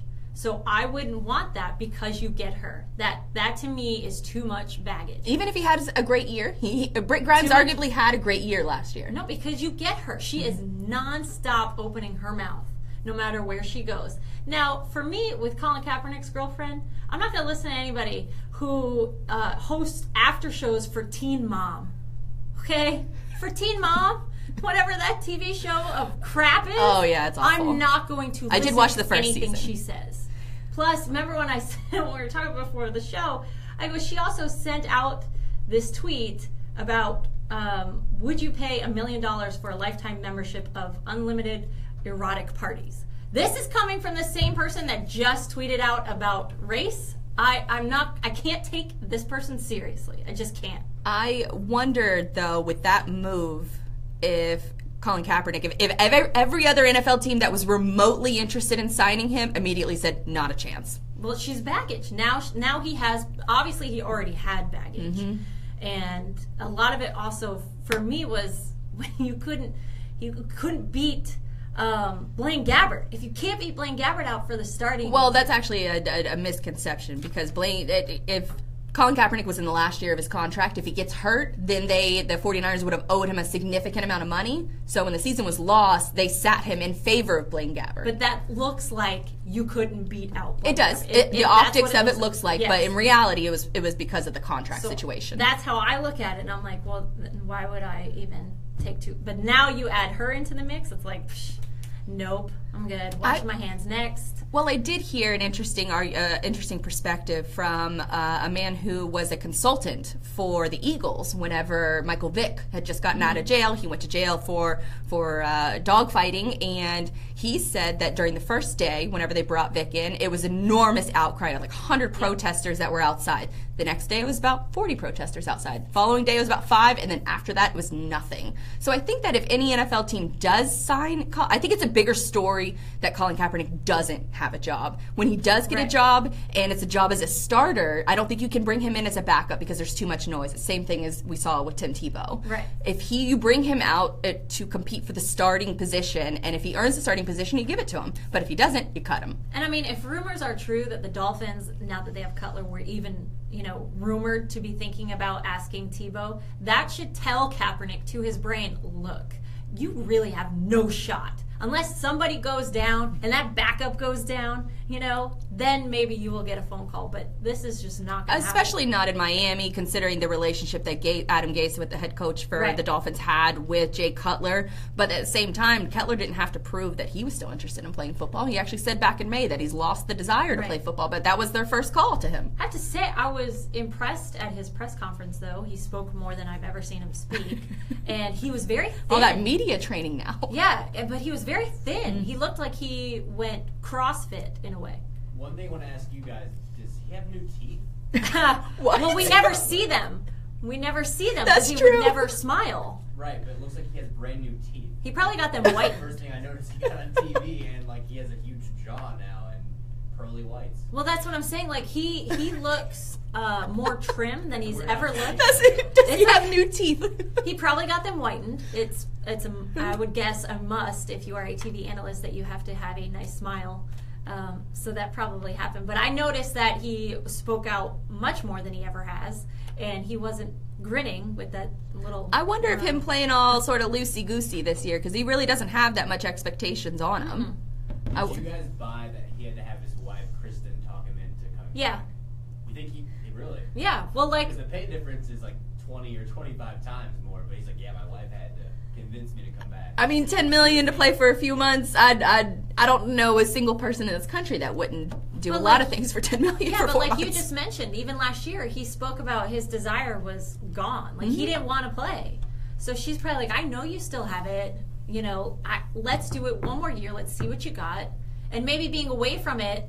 Right. This off season, he's got away from the camps. Right. That's an argument that a lot of Brandon Albert supporters have made. Right. Because he wanted to miss all of training camp. But that's a good example of, or at least Kristen Cavallari is a good example of a wife sort of promoting and helping her husband behind She's the not scenes baggage. get a job. instead of front and center. Now, there was an instance with Gisele Bündchen a few years ago. It was after the Super Bowl. Right, with and, the concussion. Right. Well, not the concussion, but when I think Wes Welker had missed a couple balls that Tom Brady had thrown his way, and she was being asked by reporters after the game, and she responded with that my husband can't catch the ball too. And to me, she was still wrong for that. You shouldn't comment on play on the field. You should talk about that in private with your husband. Right. It should never be brought to light. And that, to me, is where, to sort of bring it all back, that's sort of where this Nessa girl, who is the girlfriend of Colin Kaepernick, the girlfriend of Colin Kaepernick, that's where she messed up. She brought it public. But she's rumored to be heavily involved in his life, heavily influenced in his life. Apparently she was the one who convinced him to kneel in the first place. And say whatever you want about that protest or whatnot. He is doing a lot of good now, but she is still a heavy influence on him. And whether it's going to be him making actions on the field, but she's going to make those actions off the field. I mean, like I told you, the other things that she's a part of with Teen Mom and the stuff that she has tweeted out, I'm just not going to listen to anything she has to say. I just can't. Well, a lot of people did listen to what she had to say. But that was one tweet. And another aspect of it, can social media actually be a good thing for the wives and girlfriends? Donna, you sent this story along to us earlier in our email chain. Tell us a little bit about it. I did. Well, it's a Facebook post or a group of Facebook for former NFL players' wives and current NFL players' wives. And we talk so much about it's just like you just mentioned, it's $10 million, play for a year. What does it matter? Yeah. We always talk about, we look at the guys, come on, you get paid so much money, especially with basketball players. You get paid, just go do it. We don't take into account the effect it does have on their families. Like when we sat here last year and we're bashing Gus Bradley, we felt bad because then you're like, well, then there's Michaela and his wonderful family, and you don't take into account, right? And so this wonderful Facebook group opened, and they started it for these certain wives, the ones that are former players and of current players, and they need to have a support group. And it was a wonderful story because you don't think about them at all and thinking that they need to cope, but there's that they do, because they'll go and they'll talk, and on this story, which is on MSN, which is wonderful, they talk a lot about how one woman would say, oh, my husband's doing this, and then 10 more women will be like, that's the same thing, I'm going through the same thing, and it'll be issues of having to support and having to understand what they're going through, and especially post the NFL and all the trauma, and a lot of talk about CTE, so how is it messing up their brains and everything like that. But I thought that was wonderful, and it brought a light to me, and I'm like, well, maybe I need to take a step back and not be like, well, you get paid so much money, so deal with it. And then, oh, yeah, that's right, it does affect the entire family. Because you have to uproot everyone, new school systems, you have to find out where you're at, you have to find your way just around town. Anytime you move to a new spot, you have to pack and unpack, and it happens several times where you sort of, you can get it down to a science moving wise, but you have to uproot your entire life, which is kind of why I understood the Brandon Albert retirement, because there is so much involved. But on the WAG's perspective, the wives and girlfriends, it's probably the wives and the girlfriends that are handling a lot of it. And it doesn't help that there's a TV show out there that sort of tries to portray that they're wives and girlfriends. Like and the basketball wives? Yeah, well, it is a show called WAGs on E. Oh, okay. And they put in different women from all different sports and pretend like they're friends, but they're not. They're not legitimate friends that are going through real life, everyday struggles. And I'm sure that they are experiencing from a WAG perspective. But I think that because of that show, it has spawned several different social media accounts, including, I follow a couple of them, WAGs in Real Life and WAGs Redefined, and they tell the story of the women that travel around with their significant others and tell their story from a legitimate perspective. Because, I mean, this is what I understand as a military spouse. I get the being away from the husband for a while. Like when you're talking to a baseball player's wife or girlfriend, they are gone months, and it could be, and they'll come home for for one homestand, then they're gone again. So I understand that, and it takes a toll on you, especially when their job, even when they're home, they're not at home. Right. They got to be at that ball field early in the morning. Something like 9 days off a year for baseball players whenever they play from February until hopefully October. Yeah, so it just took it gave me a step back, and I said, okay, maybe I shouldn't be as critical about it's so much money, just deal with it, stop crying about it. But that's me talking about the player and not taking into account the wife or girlfriend. Which they play a pivotal role because, like we said earlier, they're the ones that pick up and have to move everything. When their significant other is gone for 2 weeks at a time, you're often stuck alone in a strange new city, and you probably don't know anyone, and it's up to yourself to make it work. Exactly. Well, coming up next, we will do a dose of Daly's Place, find out which groups are coming up and sold out soon. Also, we're going to get into the AFC and the NFC about one big thing we want from each. Coming up next on Helmets and Heels. This is the play. Your live class next break. Not this one, next one. Got you. Thank you. Daly's Place, too. We got to do that. Daly's Place. So welcome in, guys, to Helmets and Heels. We're live here every Tuesday night from 7 to 9 p.m. We're down a girl right now. Lauren left at 8 p.m. because she's been hosting the Frangie show all day. Not all day. What, 3 to 6? 3 to 7? 3 to 7. 3 to 7. 3 to 7. But we're live here every Tuesday. If you like what we're doing, if you like what you're seeing, hit the thumbs up, hit the share button, whatever you're comfortable with, because it really helps with the exposure and the outreach of the show. And thank you guys for tuning in each week. Our numbers continue to grow, which is always a good thing. And with football season starting, we're going to be doing a lot more stuff like this. Future's coming up. With Post Malone. Those, what are the ticket prices like? Future? Yeah.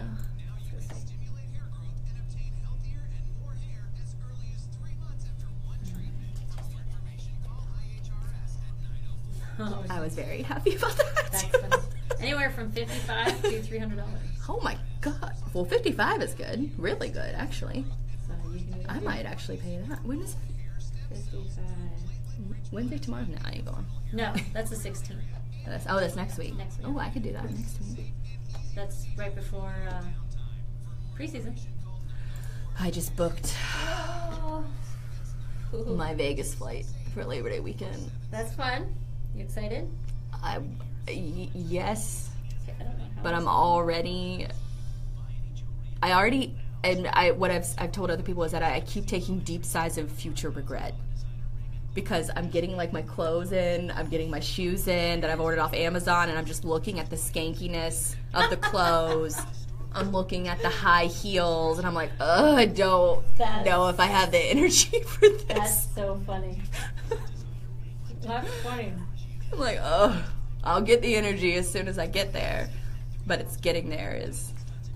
You'll be great. Oh my god, it's going to be so fun. We're staying in the heart of Vegas. I've never stayed in the heart of down, because we've always stayed sort of like at the inn, because my girlfriend has a deal at Mandalay Bay. Now we're staying in the middle of the strip.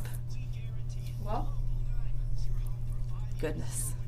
don't post any pictures of you flicking anybody out. I have thought about posting. There's a few photos that I really like that Marcel sent that I'm funny. flicking off the camera. That's funny. And I'm like, I really want to post this, especially one that I have, like, I'm super smiley and everything's cool, and then on the other picture, I'm super smiley, and the only thing that's changed is I'm flipping off the camera.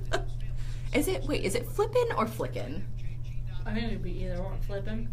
I say flip. Is it flippin' or flickin' I say- off somebody? I say flip. I caught myself But- saying both. I also, where's the clicker? And I flip the channel. So, I don't know. Everybody's weird. Flick, flip, I don't know. Oh yeah, what are they doing? Tell me you're losing. They're second place, right? How is Sabathia doing? This is his first year back after going to treatment for alcoholism, I think. Flickin'? Yay. Flip? So we have different answers. What do you say? There's Stan says flip, Rocky says flickin'. I say- Tyler, is it flickin' or Flip. I think it's flip. flip? I always say flip. I say flip. Flip the bird. Flip me off. flick the bird. Both sound Well, there are normal. people who like literally flick. I don't know. Right. Flick doesn't make sense. I I remember flip the bird. Don't you flick me. when I was younger, I used to flip, whatever. And I would do this. That's not the cool way to do it. You have to Have the right. you have to have like your Right. fingers kind of up, You which can't is do a that? struggle for my fingers. I don't know. Why is it a struggle? I don't know. for You see my fingers shaking. Because I'm telling you, don't do it.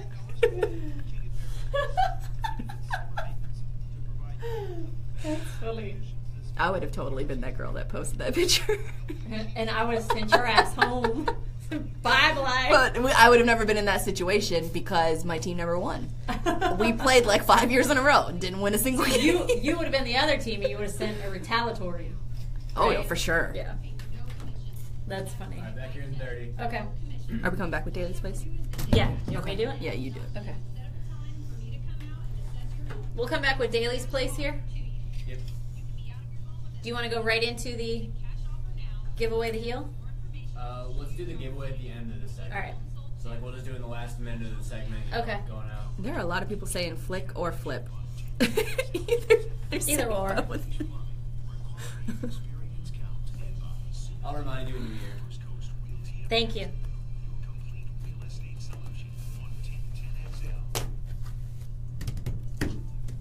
Helmets and heels, built by Dreamfinders Homes Presented by Underwood Jewelers and American Window Products. on 1010 XL 92.5 FM. Welcome back to Helmets and Heels, built by Dreamfinders Homes. We are down one heel as Lauren Brooks has gone home after being the host of the Frangie Show all afternoon. So I am joined with Blythe, along with our wonderful esteemed producer, Tyler Devitt. And don't forget, in case you have forgotten, preseason for the Jags is next Thursday here at Everbank Field. And right before that, Future on Wednesday, August 16th, he will be playing at Daly's Place, followed by Matchbox 20 and Counting Crows, which, by the way, Counting Crows forever, I thought it was just the County Crows. Like county, not counting crows. Oh, They say it so fast. I always thought it was the County Crows. Oh my gosh, that's my high school. Lyrics, now you misheard. Forever, and I love the Counting Crows. It just sounds easier if you say County Crows. And why is it Matchbox 20 with Rob Thomas? Like, is it Matchbox 20? Is it that band Rob Thomas? You know, that is a great question because I do not know. Like Santana with Rob Thomas. Yeah. I love those duos. Yes. I don't know. I am not I the... think that was his first song after he left the band. Yeah, I am not the music person here. That would be Lauren, who is out. So don't ask me that one. But Daly's Place is very exciting. So we have Future we talked about. Then Thursday will be Jaguars Bucks. Mary J. Blige is Wednesday the 23rd. And then Jags Panthers again. And that is on... So Mary J. Blige is on your birthday, Tyler. My birthday. And Jags Panthers is on my birthday. Oh. I won't be in attendance at Mary J. Blige. No, but you will be celebrating hard, I am assuming. Oh, yeah. You know, her last name... Good game the next day, so That's true. important day. It's training camp for all of us, or preseason for all of us. It is very true. Now, general public did get their first chance to walk through the Daly's Place Flex Field Oh, I last didn't. Friday. I know. I wish you did. I know. Because I would have loved to have gotten what it's like. I saw pictures. The pictures didn't look real. It looked so good. It looks so good. I know. I'm very excited to see what it's like. So we'll find out more. And when you go, to I will be there at the preseason game first next preseason game, for So sure. You will have to give us a definite rundown. You got it. You got it. You want to go on to the AFC or do you want to go on to the NFC? What would you like? Let's start with the AFC. The AFC. Just because it's first on my list. The AFC, I was all for going one big thing. I thought about all of them, but if you want to tell me what you think about the East. Well, I wanted to sort of angle this as what is the big storyline that I'm looking at for each of these divisions going in. And there's a few divisions that have a lot going on. One of them is the AFC North, because heard a lot of word out of camp that Brock Osweiler is looking very good for the Cleveland Browns. And I'm wondering that with Big Ben sort of questioning his retirement earlier in the year, and then you have Flacco going down, I wonder if the Browns with Brock Osweiler could make a little noise this year. I would be very excited for that, in the hopes of that should make the Jags fans hopeful as well. If Cleveland can actually make a little bit of noise, then hopefully we can too. And maybe that'll be the storyline this year of the two teams that have been in the dumpster for quite a while are now, forming somewhat of an alliance of we are two good teams. Blythe, funny you mentioned Brock Osweiler because he was at the podium, I think, back in minicamp in May, and he said this, and it made me laugh because I thought there was no chance that Brock Osweiler would ever be a starter again. Are you good enough to be a starting quarterback in this league? I mean, absolutely. Absolutely.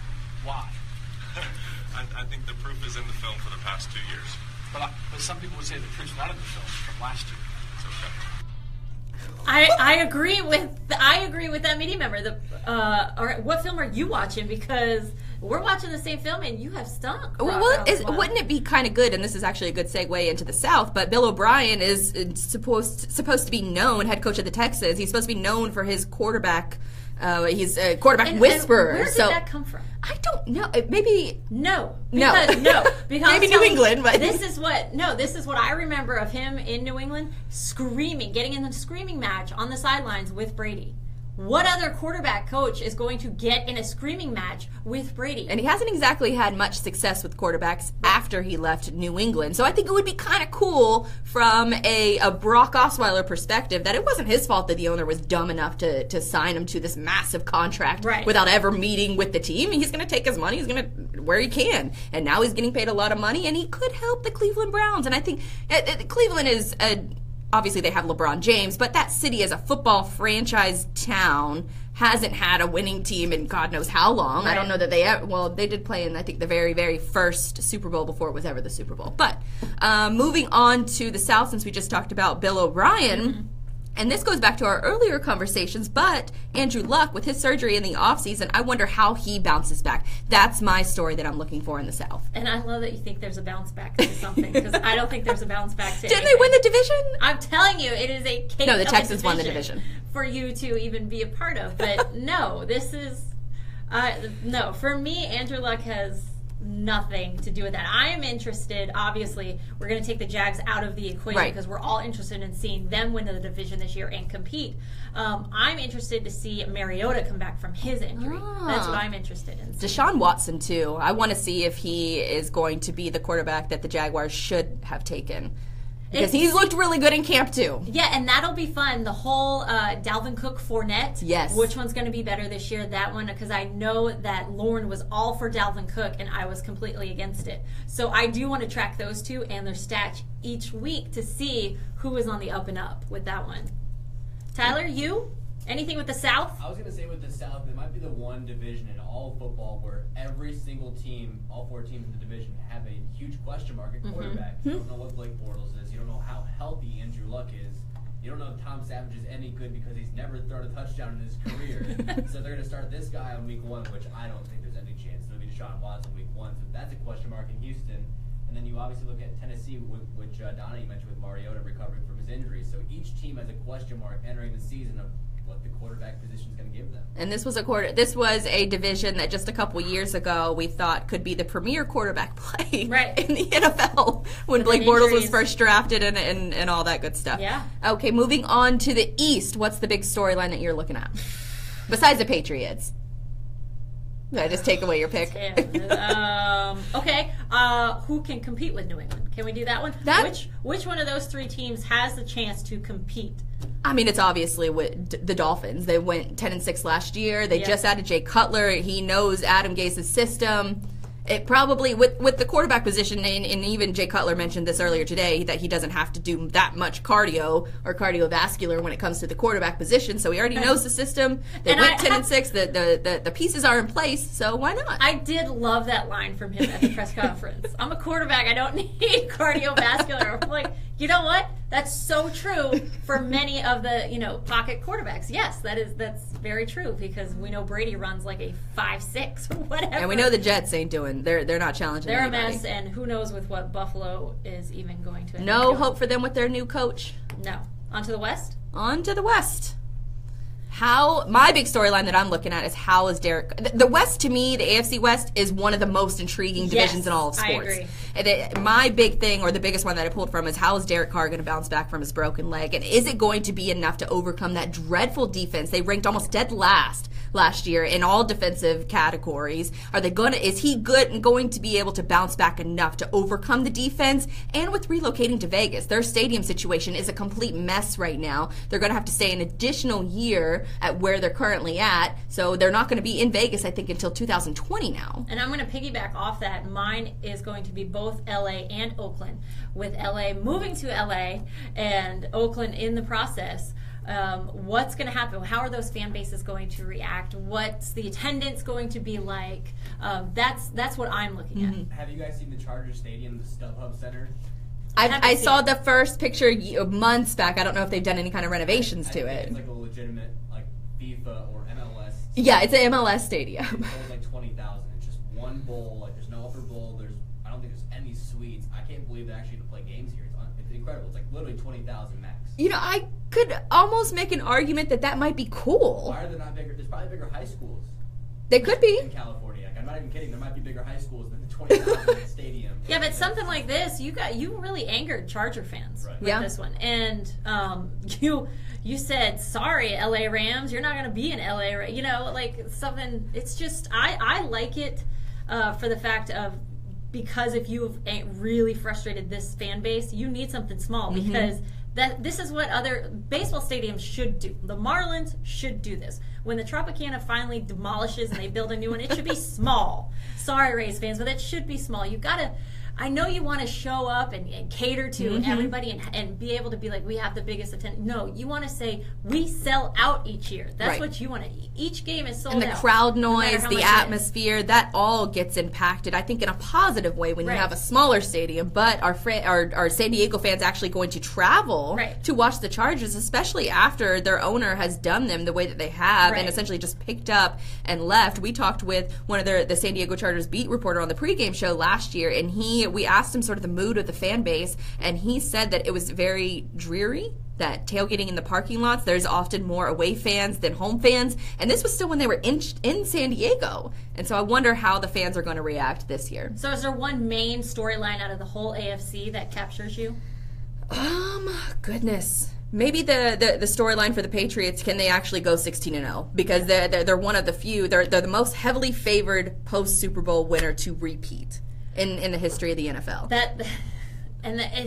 I love it and I hate it, because you always like having that chip, you don't believe in it, you don't think we can do it, but there's also no Deflategate chip this year. You don't think we can do 19-0? I would love to see them do 19-0 for the one fact of, I want Mercury Morris to shut up.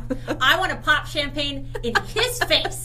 I am so sick of him. Every year he lives off of that. When they didn't play nearly as many games back in the day. So come on, Mercury He's just Morris. riding that train for as long as he can. He crawls up my hide every time. Every year you hear it. Mercury Morris, I pop my champagne. So, yeah, no. Well, we will do what our storylines are for the NFC next. But first, it is your chance to win a Peterbrook chocolate heel, obviously courtesy of Peterbrook Chocolatier. All you have to do is tell us who this group is with this song that Tyler is about to play. Go ahead and text in on the 1010XL text line driven by Duval Ford, and you have your chance to win a Peterbrook Chocolatier. More next on Helmets and Heels, built by Dreamfinders Homes.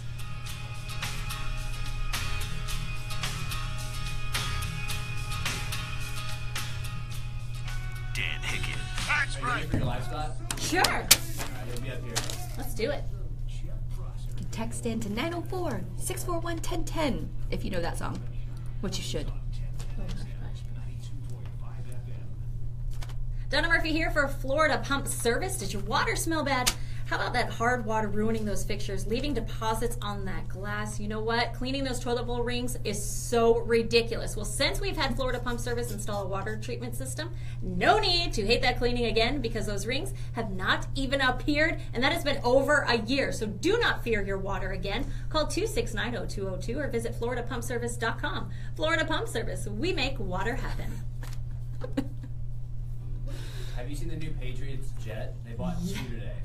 Yeah, they bought. Come check this out. It's 760. Have you seen them? Look at these. What? Yeah. They got Take the y'all trophy- with us. They got the trophies on. You're gonna see a little tour 1010, little BTS. Look, that is I mean, this is probably a 40-row plane, easy, 45. that is so nice. They bought 2 of them. 2? How much do each of those cost? Oh, that's probably, I don't know what to guess. 767s to The play. first, what did you say? They were the first NFL team to buy one? Goodness have it gracious! set. This is the studios. This is where Tyler Awesome. works. Oh my god. 767 is 199 million. Oh my God! Do they earn that much revenue to be able to afford And that? like even after the usual discount to list prices, a new plane would likely cost at least $100 million. You can lease it for 600,000. We're offering it something like that. Though Khan could afford it. He could. Team doesn't deserve it. No. Not yet, at least. Yeah. Oh, I bet the We sound want was them bad. to. I'm sorry if it was a little scratchy. We want them to deserve it. TJ said it's nasty down in Be careful driving. The NFC storyline. We got a couple Dolphins fans. Oh, am I angering some Dolphin fans? No, they just said go Dolphins. Yeah. You did have a Patriots lover, though. 17-0. Let me tell you.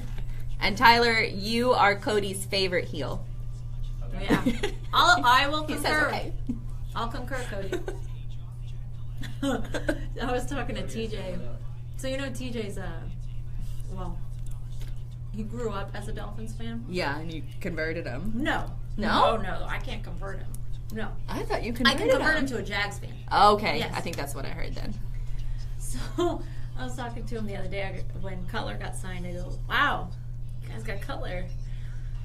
You know, like That's rude. He goes, That's rude. He goes, first of all, don't say we. You should say, hey, your dad's team got Cutler. He I'm knew. like, yes. He I knew will- that question was coming. I will forever say your dad's team from now on. I am never referring to your team as Miami now. Good job for realizing that, hey, it's actually right now more fun to root for the Jags. I'm fine with never getting him on my side. See, I'm fine with that. I've sort of grown an affinity to not dating a sports fan because, well, no, I take that back. Dating a sports fan is fun. But Casual. until you stop getting along, then you start to hate Right. their team so much. Right. See, that's why I'm more passionate about the Sox. So I converted him to that. Okay. So You gotta And he could- make your peace where you can. right, he could care less about baseball or about basketball Yeah. or hockey. He'll watch it with me. And he understands I have ruled this household for football since 2001, so he's got nothing to say. Yeah, let's watch your team. There's Yep. still a heated debate. Is it flick or flip? We need to have a Twitter poll, I think. When you Flick, do this, you what do you call it? I And I'm think- not doing that towards you guys. Is it like just doing it for maybe fun. it's like a past tense? Like You flicked someone I off. flicked someone off, I flipped someone off. or I'm gonna flip you off. I don't know. Both of them flipping you sound off. right. I think, and I said Flicked. both of them in the same conversation. Flicked and flipping. I don't think you say flicking, right? You never really hear say flicking, do you? I don't know. I don't really hear the You hear ing flick. for either of them. Oh, flipping. Flicked. I hear flipping. I'm about to flick you off, or I got flicked off. I like Flip. our conversation. Alex said we got to do a Twitter poll. We should have a Twitter poll. Is it flick or flipped? All right, Or back to 30. you're just both stupid? Is that what someone said? Option We're just- C. Oh. I'm gonna add it in. That was a cute movie. What was it? Oh, it did Boss look Baby. cute. But now I have to convince my son that babies don't come from machines. He's like, "What's the problem?" Funny. You want to bring it back? Sure. Okay.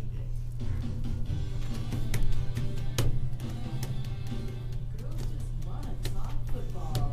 More helmets and heels, built by Dreamfinders Homes. presented by Underwood Jewelers and American Window Products. Now on 1010XL, 92.5 FM.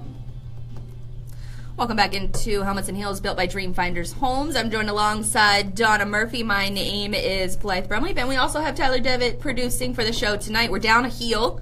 Lauren had to take off a little early for the show, but if you missed the last segment, we just talked about the biggest storylines that we're looking at going into for the AFC, and now we're going to talk about the NFC. So, who you got? Okay, so if we start with the East for the NFC, obviously all eyes are on Dallas to see if their rookies, what they can do as opposed to what they did last year, especially what will happen to Elliott. Yes. Is he going to be suspended? Right. Is he going to be, is it the domestic violence case? Well, those charges were dropped, but he still faces, he's under the conduct. Right, but now I think the newest one I heard was that he supposedly damaged evidence. Oh. He did away with evidence. So, we'll see. Yikes. We'll see what will come with that one.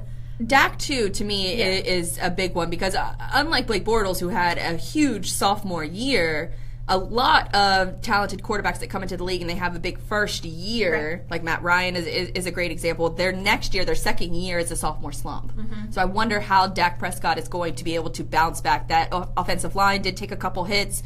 A couple guys left in free agency.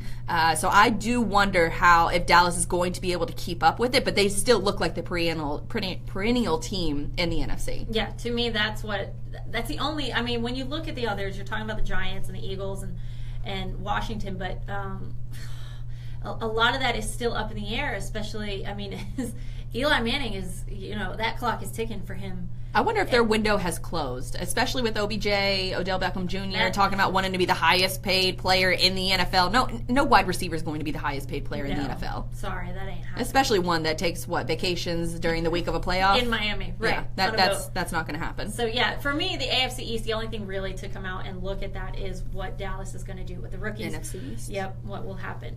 The NFC North, you got Chicago, Detroit, Green Bay, Minnesota, and all the talk last year was obviously Green Bay going to the Super Bowl, Aaron Rodgers. So that obviously hasn't differed from this offseason with Aaron Rodgers. Was it the last year playoff game that was between the Packers and the Cowboys that went to like 3 overtimes or something? It was the best game, I think, in the postseason by far.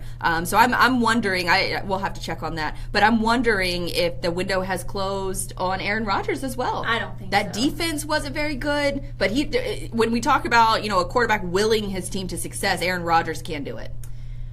I do, but Minnesota right there with Dalvin Cook, that's what's going to come as the factor for the North. For me, at least. Aaron Rodgers, to me, is still phenomenal. It's whether or not he has that crutch in Jordy Nelson. Like, I think that's what hampered him a lot when he went down. I started an amazing stat last year that whenever betting lines are put out, that a player of importance like a J.J. Watt, he only factors in 1 point when it comes to setting the lines, like over under.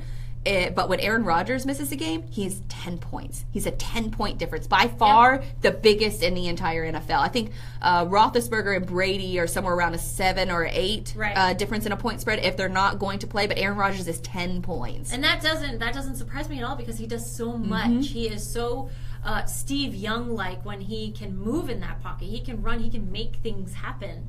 What about you, Tyler? What do you think about the North? It was a good point that you made that there's so many good teams in the NFC. I mean, you have the Falcons, the Panthers in one division, the Vikings and the Lions in their own division. The Packers have to get over. The Vikings were really damn good last year with the defense. Now they add Dalvin Cook. The Seahawks out west, the Cowboys and Giants. So there's 8 or 9 different teams that Aaron Rodgers has to get through his own conference just to get to a Super Bowl. So it's tough to do, but you also have to mention that he has a brand new weapon in Martellus Bennett. I keep forgetting that he's there. He's a Packer. Yeah, you keep forgetting. I forgot that last week. Right. When Gronk was out in New England last year, he was scoring like 2 touchdowns a game every week. He had like a nice stretch. We had like 10 in 5 weeks, something like that. Yeah, and he's a great blocking tight end as well.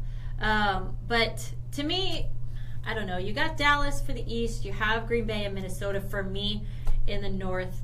If we move on to the South, it is how the Falcons bounce back. And that division, too.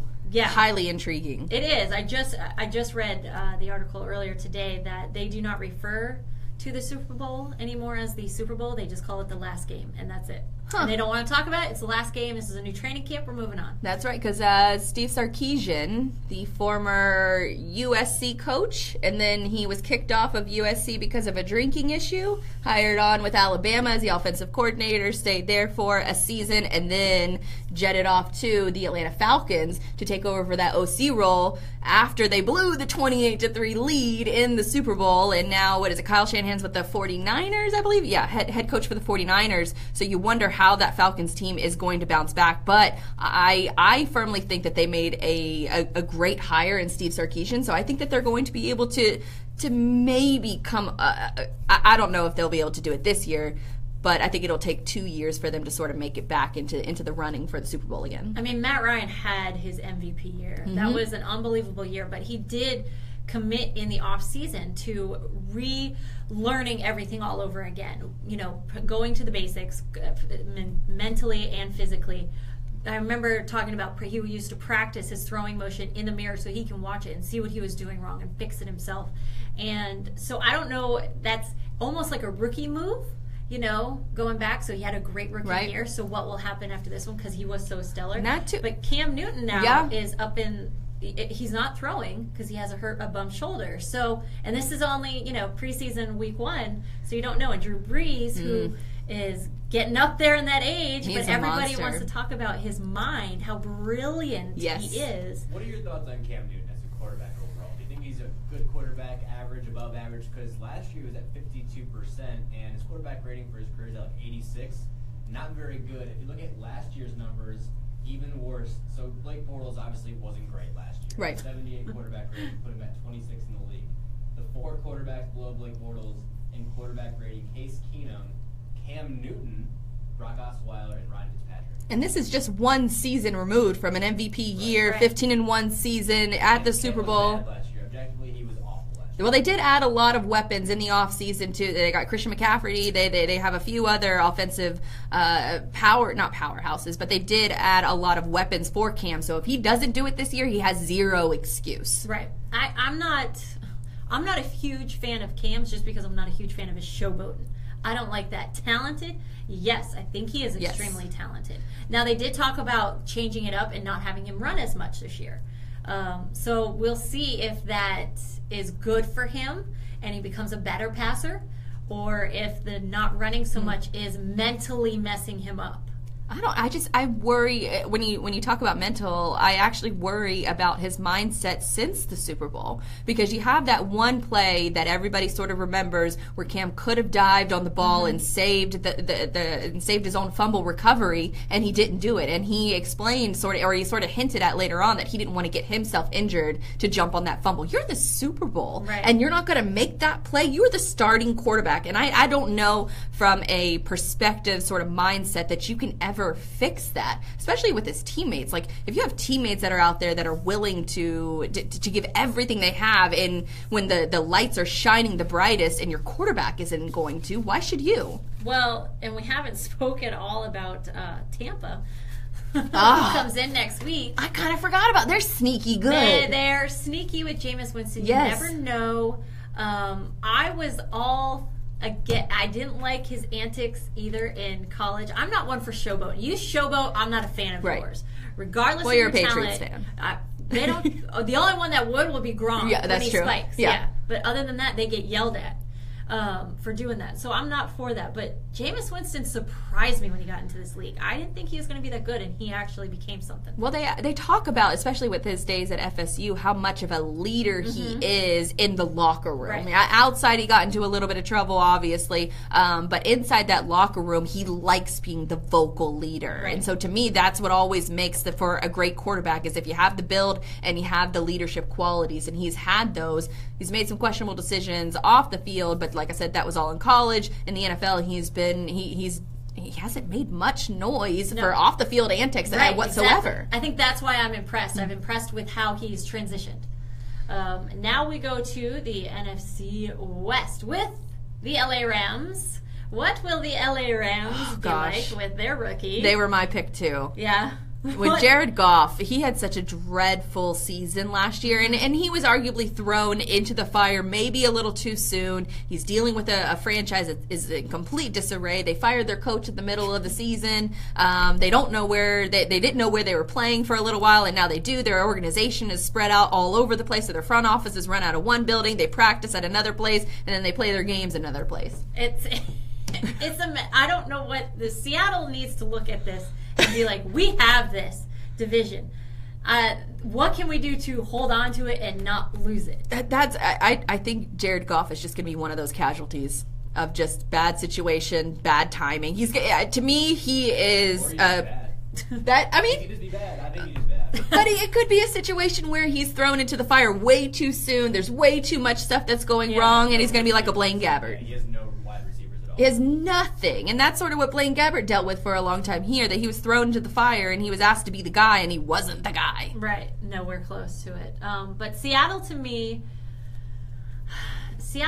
is going to be interesting. We'll see what a newly married Russell Wilson and a new father Russell Wilson will be like, if anything will He's probably change. playing a little looser now that he's married.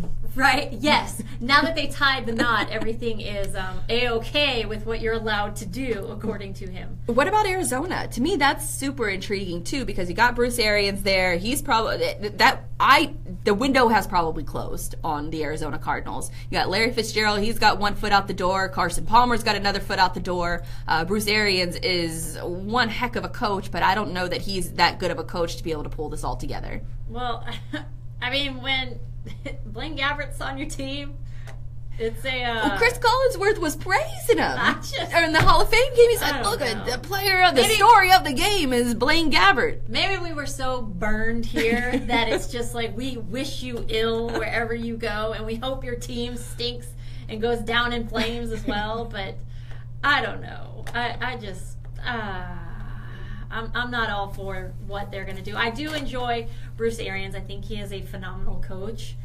I think the Colts really messed up in not keeping him. I know that Chuck Pagano was going through some. I think he was getting treated for cancer at the time, and that's why Bruce Arians took over. But Bruce Arians won Coach of the Year, and he was the only interim coach to ever do that in the history of the NFL. And I think that the Colts really messed up in letting him go. I mean, they probably had to keep Chuck Pagano and say goodbye to Bruce Arians, but to me, I think the Cardinals, and they had their opportunity a couple years ago, and I don't know that Carson Palmer he was talented back then. Right. I just don't know that he can overcome those playoff demons now. And that breaks my heart for Larry Fitzgerald. Yes. Because you love him as a player, you love him as a person on and off the field, and I wish he could go on to succeed, but I just do not see that. But David Johnson, he's obviously everybody's go-to fantasy. So this maybe it could turn out good as long as he's having another stellar year fantasy-wise as well.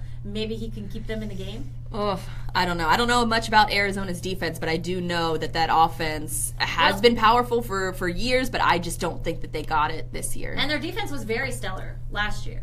It was very stellar, in the top 5. Okay. So if they can keep them in games and David Johnson's running the ball, maybe that Carson Palmer can actually, spark something. Kansas City Chiefs are, I think, another team to watch. I know we're talking about the NFC right now, but the AFC-wise, Kansas City Chiefs, I just was thinking about them, that they could make a run this year as well. They made a run in the playoffs. They won their first playoff game at home, I think, in like more than a decade or something last year. Well, I'm excited. Preseason is finally here.